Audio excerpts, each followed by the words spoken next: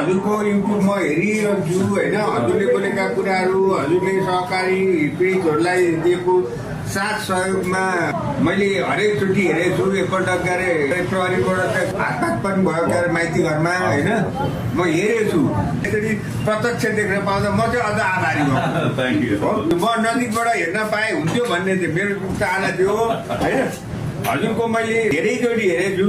तपाईँको पहिलेदेखिको ती के अरे ठगी जो गरेका थिए क्यारे एउटा के अरे मेन पावरको के अरे केसमा ती केस पनि हेरेको छु। तपाईँले गरेका चाहिँ त्यो मेन पावरले तपाईँ किन दिनुहुन्न? उहाँको पैसा खानुहुन्छ भने खाएपछि त उहाँलाई कि पठाउनु पऱ्यो कि दिनु पऱ्यो उहाँको पैसा भनेर चाहिँ धेरै 2-3वटा मेन पावरमा तपाईँ आफै गएर चाहिँ बोलेको पनि मैले हेरेको छु। यो देश परिवर्तन गर्नुपर्छ, यो समाजलाई परिवर्तन गर्नुपर्छ, अन्याय कसैलाई दिनु हुँदैन भन्ने मान्छेलाई आक्रमणै हुन्छ यहाँ।